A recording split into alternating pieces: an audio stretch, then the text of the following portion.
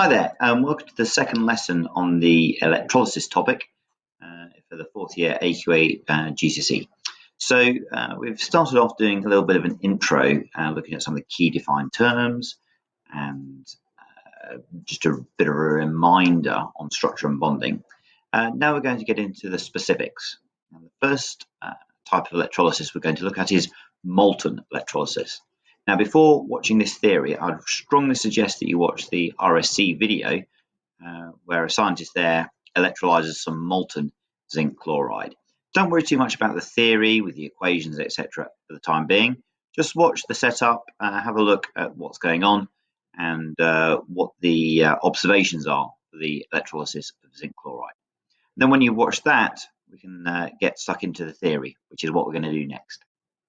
First of all, I'll shut myself off here and then we can get stuck in. Okay, so here's the schematic of the setup here for the electrolysis. So here we've got our zinc chloride.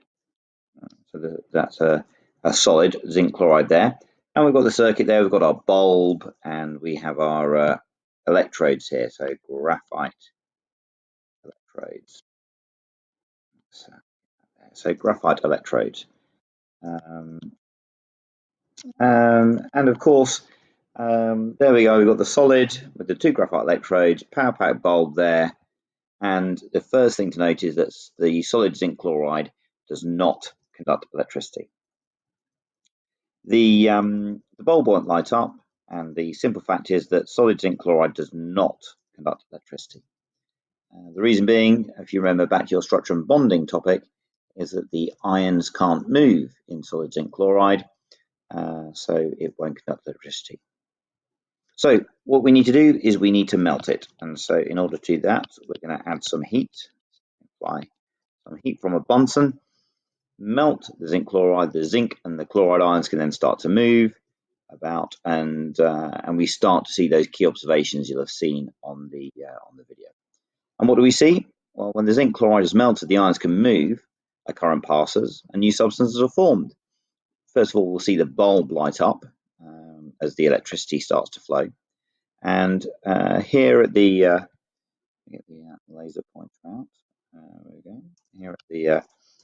Here at the negative electrode, we'll start to see zinc metal forming, and here at the positive electrode, we'll start to see chlorine gas. Maybe we might test for that chlorine gas with the damp blue litmus paper that turns red and is then bleached. So we can see here electrolysis is happening. We're taking a compound, an ionic compound with ions that are discharging and forming the elements. But we need to delve into a bit more detail about exactly what's happening at each of the two electrodes. And that's what we'll do next. Okay, so the first electrode we're going to look at is the negative electrode. And the first thing to note is that it has another name. It's called the cathode, as well as being called the negative electrode. I would stick with the negative electrode whenever you get a chance.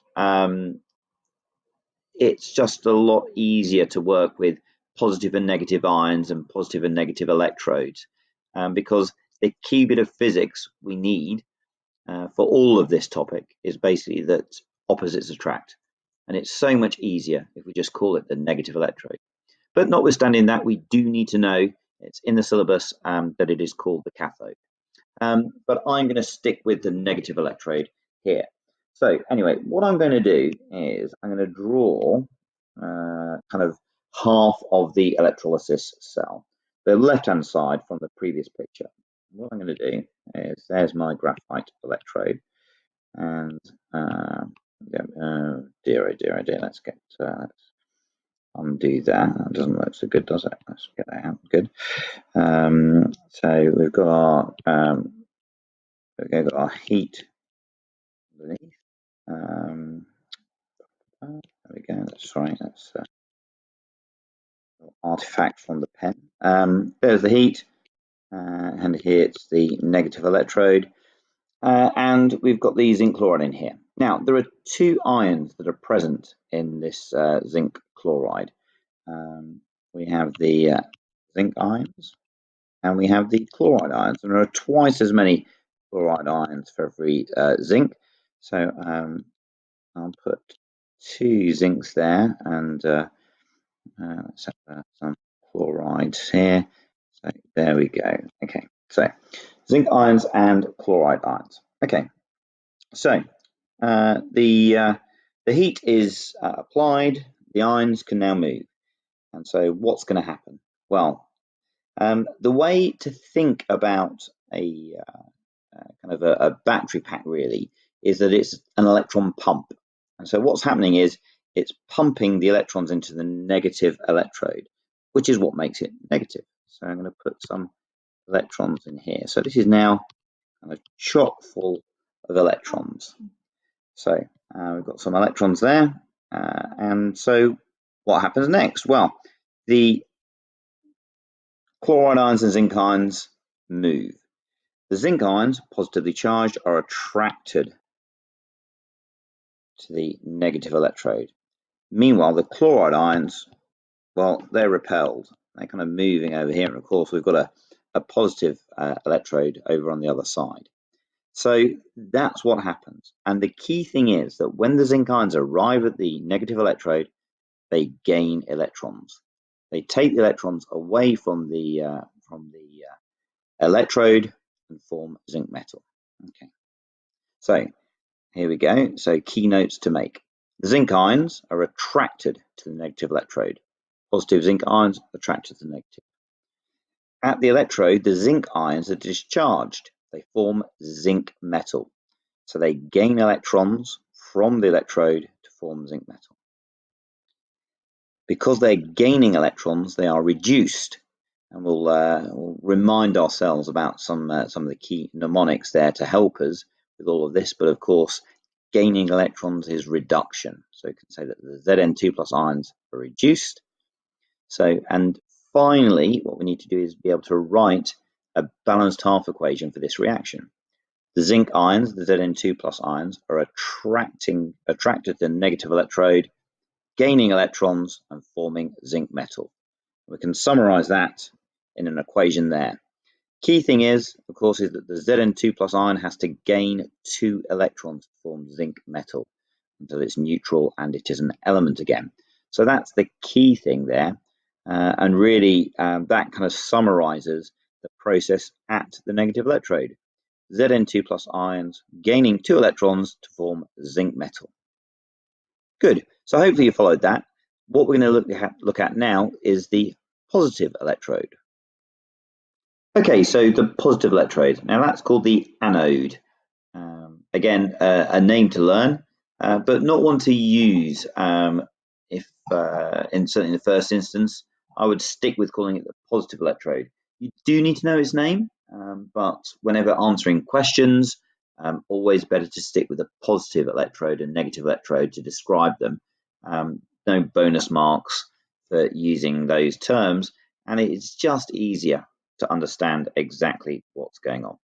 So just like last time, I'm going to draw a little schematic of the let's go in there. So the kind of the right-hand side of the electrolysis cell. Now, of course, this is the positive this time, and we've got our molten zinc chloride. Again, it's heated. Yeah,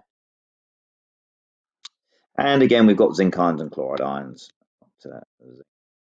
Yeah, the zinc ions there. And we've got some chloride ions. Again, twice as many as there are zinc ions. Good, right. So the positive electrode is the anode. And the way I like to think about the positive electrode is it's like an electron hoover.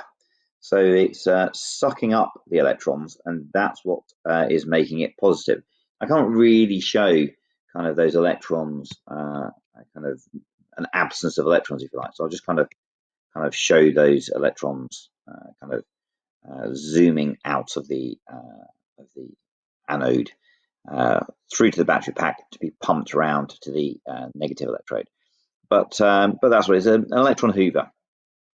So this is now kind of positively charged, and of course the chloride ions, which are negatively charged, are attracted to it. So let's kind of have those chloride ions there, all heading towards the electrode. And of course, the zinc ions, well, they're heading off in the other direction over towards the negative electrode.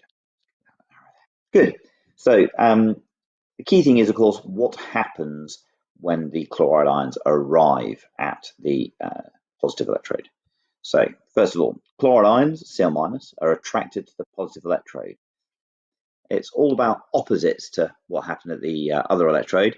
So at the electrode, the Cl- ions are discharged. The important thing to remember, of course, is chlorine is Cl2. The elemental form of chlorine is a diatomic molecule. So we've got to remember that because that's important for our half equation in a moment. So again, it's discharged. This time it's losing electrons. Of course, if you recall, losing electrons is oxidation. So chloride ions lose electrons, they are oxidized. And let's just dig into the half equation for that a little bit. Let's think about that. So we've got the Cl- ions arriving. Oops, daisy, let's get rid of that. The Cl- ions are arriving, and they're forming chlorine molecules, Cl2. So that's what we've said so far. Now let's balance the chlorines here. I've got 2 chlorines on the right, so I need 2 on the left. So 2 chloride ions arriving, and that's kind of shown over here really in our let's get my laser pointer here. Here we've got these 2 chlorides here arriving at the same point here. They're arriving at the electrode and to form chlorine gas. Now, what happens when they arrive, of course, is they lose electrons and they lose electrons to the electrode, and then the electrons are then sucked up in the electron hoover. The key is the number of electrons. Each chloride has got a single negative charge, and each chloride loses 1 electron each. So there we go. So 2 electrons are lost. So that is the half equation for what happens at the positive electrode. 2 Cl- goes to form Cl2 plus 2 E-. Fantastic. So hopefully, again, you followed that. Negative electrode and positive electrode. And now that we've looked at each of them individually, let's look at what's happening overall. Okay, so now we've looked at what happens at each of the 2 individual electrodes. Let's kind of bring it all together to look at the overall equation, the electrolysis of molten zinc chloride. So if we recall, the half equation for the negative electrode was this: Zn2 plus 2 electrons going to form zinc metal. Zinc ions are reduced at the cathode to form zinc.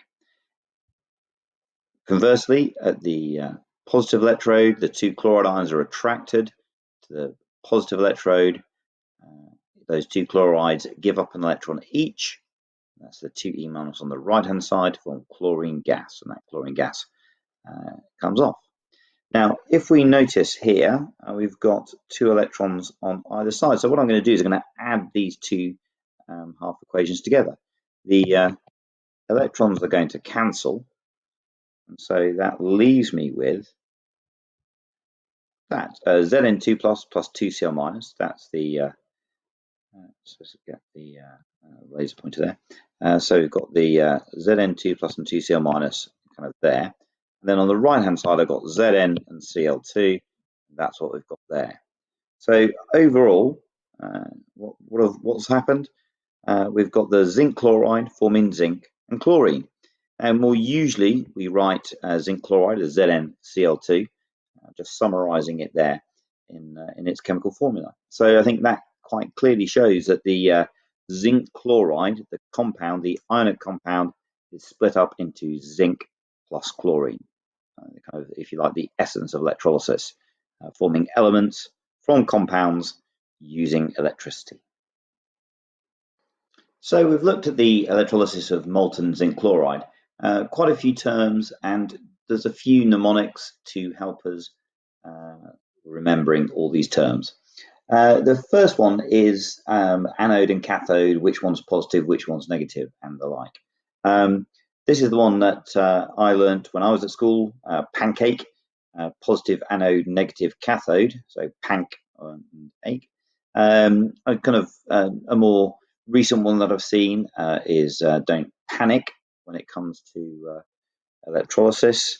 There we go. That's right. So you can have don't panic. Kind of a lowercase I there. So you got panic. So you got the PANC. So positive anode, negative cathode. So that's maybe one way of helping to remember those key terms. So pancake or panic for positive anode, negative cathode. Another one here is oxidation happens at the anode and is positive, reduction cathode negative, and you can see if you kind of write it like that, we've got oxidation anode positive is OAP. So maybe that's a way of helping to remember that one. I'm not sure what RCN stands for, other than the Royal College of Nursing. I don't think it's particularly helpful to remember it though. So oxidation anode positive, reduction cathode and negative. So remembering that, for instance, when it comes to kind of zinc ions, the positive zinc ions go to the cathode. They are reduced, so reduction always happens at the cathode. Finally, oil rig, the most important mnemonic probably for GCSE chemistry. Oil rig, oxidation is loss of electrons, reduction is gain. Absolutely critical to answering pretty much any question in electrolysis, and lots of other chemistry, whether it's metal plus acid or metal displacement reactions. Lots of these reactions are redox reactions involving oxidation and reduction. Oil rig is your savior. Okay, so having analysed zinc chloride, we can then apply that to any number of other different ionic compounds. So I've chosen one at random here, rubidium fluoride, and we'll see if we can fill in this table. And pretty much if you can fill this table in for any ionic compound, you've got molten electrolysis cracked. So rubidium fluoride, we need to think about the ions that are present. Of course, the rubidium ion is positively charged, it's a metal. It's in group 1 rubidium. You have to look at your periodic table to find that one probably.